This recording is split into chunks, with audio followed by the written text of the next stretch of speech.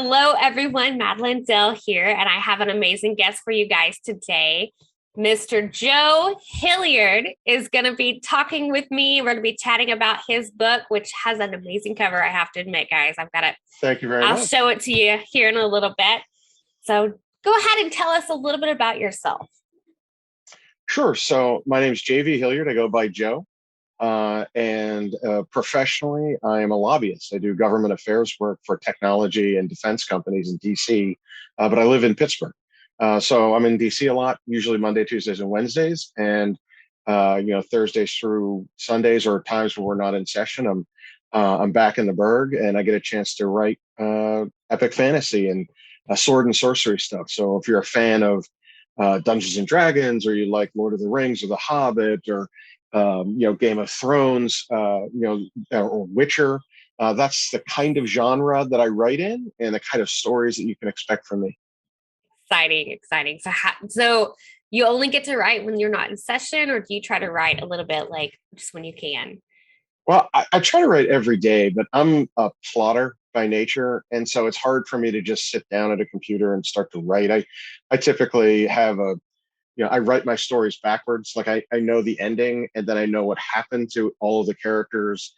And so when I write a chapter or I'm doing my planning, I reverse engineer it Mhm. so that I don't miss any of the details that I want to have in it as part of it. And then it's woven together nicely at the end. So it's hard for me, unfortunately, to do what you're suggesting, which is like on the plane or in the Yeah. car, dictating or like at the hotel room and stuff like that. Sometimes I'll be able to do that, but for the most part, I like to be in my den in front of my notes with my whiteboard and all of my stuff, so that I'm not missing any details. And I tease people about there's no wanton space. There's just zero space in my books. They're all there. If I said something or Mhm. alluded to something, there's usually a reason for it, and that's just the goofy plotter mind that I have, I think.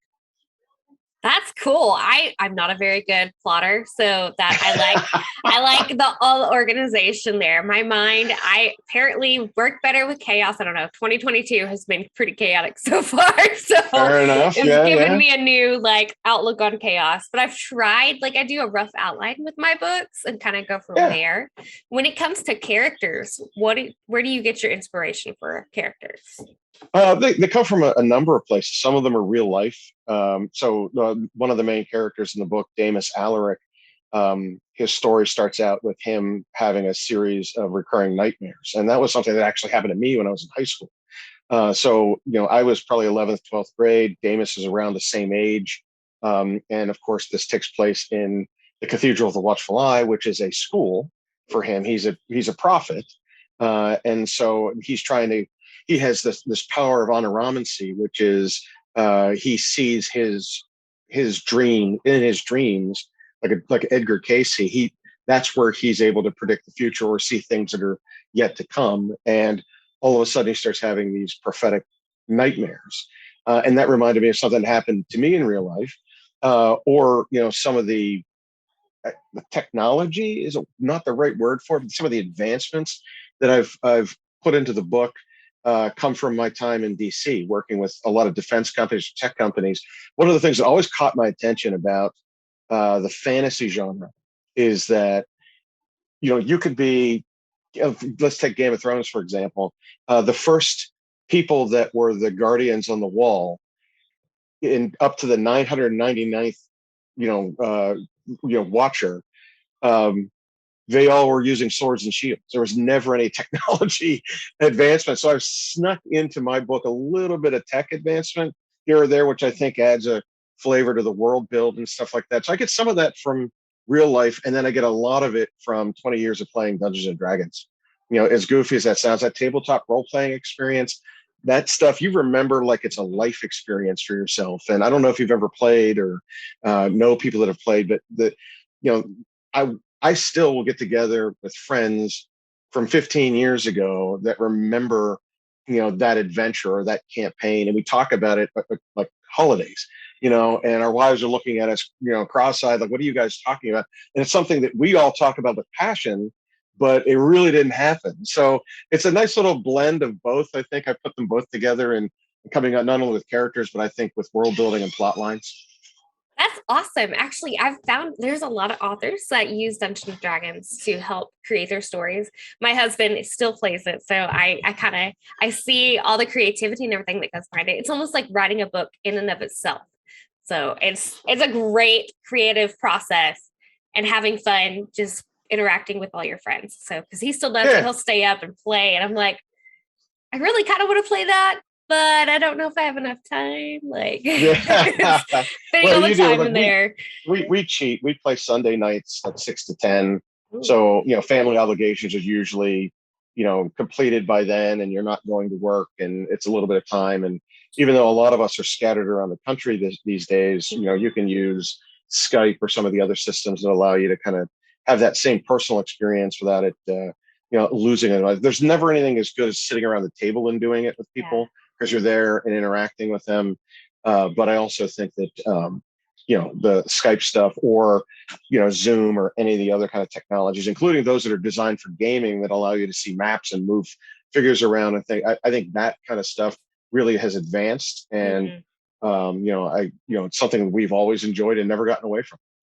I have to, it is so nice because I don't live close to my family, and I use a lot of that kind of technology just to chat with them every day and let them see my Yeah. son and stuff. Like it's made a huge difference compared to what it used to be. Because I still remember back before technology was like real like high and cell phones were just starting to come out. I went to my first like camp away from home. It was like 8 hours away from home. I was still kind of young when I did it. And really, there's a lot of kids that go at a younger age than what I was, but I like had this meltdown when I actually finally got to talk to my mom because it'd been a few days. I love being able to talk to them every day with something now. Yeah, that's cool, and that allows us to do the same stuff. So that's It's great. yeah, it's nice. So with your book, this is the first book of the Warminster series, correct? That is right. It's called The Last Keeper, and it's my debut novel. It came out in mid-December, so what is it? About 6, 7 weeks. It's been on the market. It's the first in a 4-book series. So I know a lot of fantasy readers like to have series as opposed to standalone novels. So that was planned for. So expect a little bit of a cliffhanger ending. I'm not going to give any spoilers away, but it'll draw you into, I think, the second novel, and then the third, and then the fourth installment. But the book itself is sort of the origin stories of the 4 main characters.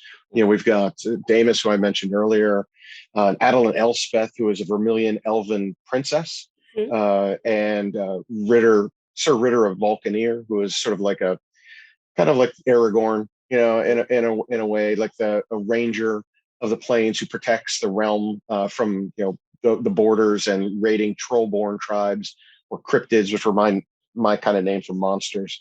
And then the villain, Grey Taurus, the guy who is intertwined with Damis, and I hope to leave readers, excited about finding out a little bit more about his story by the end of it. So, yeah, that's the first book, and it's going pretty well so far. That's great. What did you find was your biggest struggle in creating it? In the beginning, it was the time. Professionally, it just eats up a lot, and then I, like many other people, had some downtime over COVID. And as a result, my wife encouraged me to do something I should have done 20 years ago, which was, start the book. And she was right. And it went swimmingly. I had a lot of extra time on my hands, and I overcame that struggle by accident, by fate, or whatever you want to call it. And so that's what really kind of started me out on that path. But I think, getting back to your original question, my biggest problem was dialogue. On a professional level, every day I write, whether it's legislation or policy or advocacy papers or speeches or all of the above, and it's all nonfiction, right? And you're writing it from a different perspective. And so to sit there and pretend that somebody's having a dialogue and be able to carry that through, that was something I really hadn't done since high school. I just hadn't written short stories or, even, novella. It was just something that I had to get over.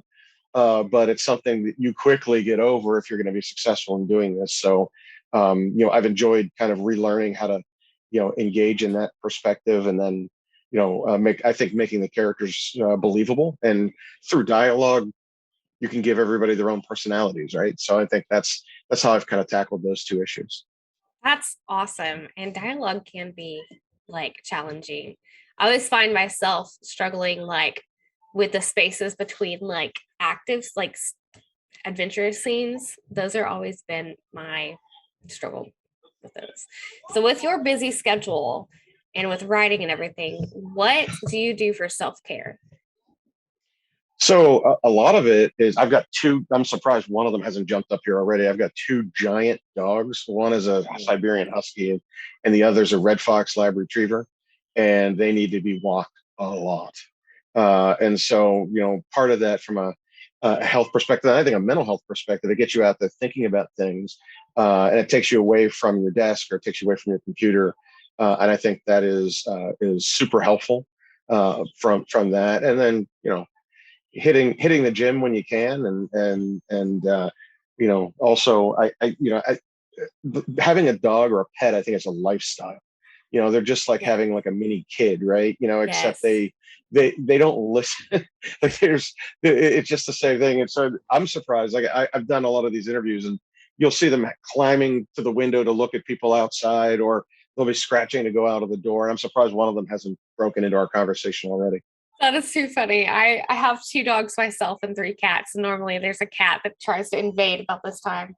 And he's Yeah. actually sleeping on the bed across the room from me. So So which it is gives you a respite. Yeah. yeah. Because he demands attention. He's like, oh, mom's working at the computer. He comes and he like sits in my lap and puts himself over one arm while I'm typing. And I'm like, really? Like this is the most difficult position ever. But I try Yeah. not to move him. So Mine will sit in the other room and scratch the wall or scratch the door, and then you have to go get them. And they just want you to get up from the desk and pay attention to them. And so you'll walk over there, and then they'll walk away from you. Like they don't want you to get them. They're just trying to get you to pay attention to them. So right now they both have eaten, and so I think they're sleeping a little bit. So I'm not yes, going to take wake them that up then nap. either. Give you Yeah. some time before you have to go for Yeah. that walk. That's right.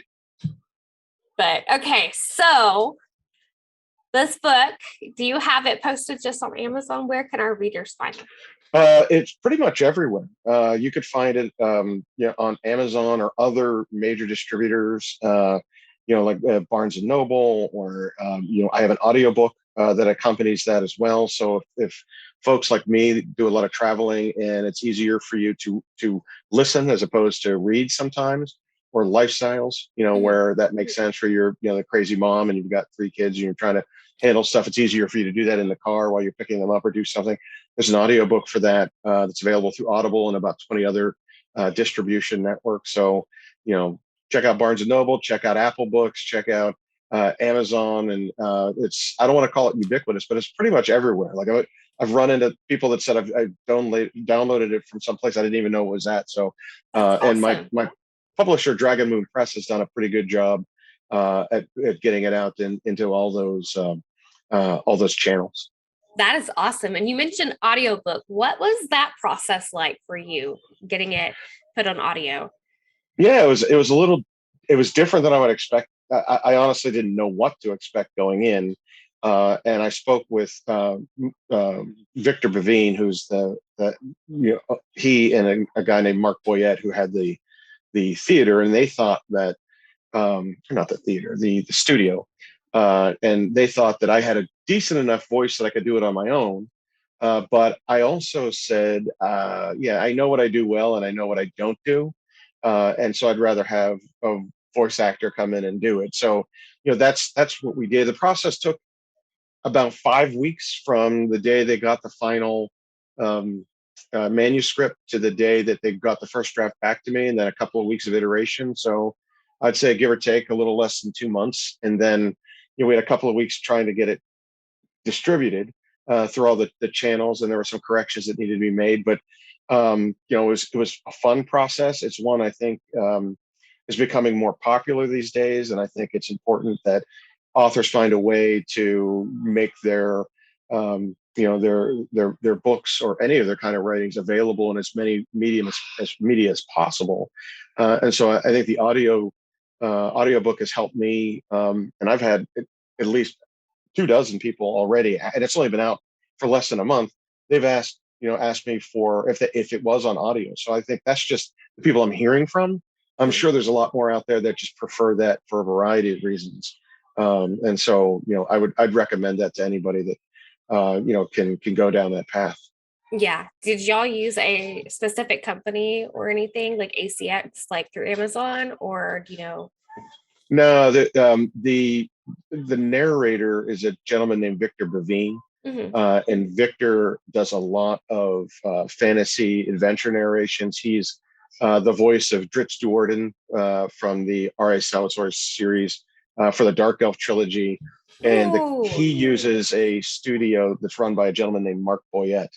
I okay. don't know the name of the studio, but it was through them that all the voices kind of came together and narrated the book. So I didn't use any. I mean, and that was just it was a referral from my editor who had worked with him in the past. So following along the lines of someone who had done this and been there for a number of other clients.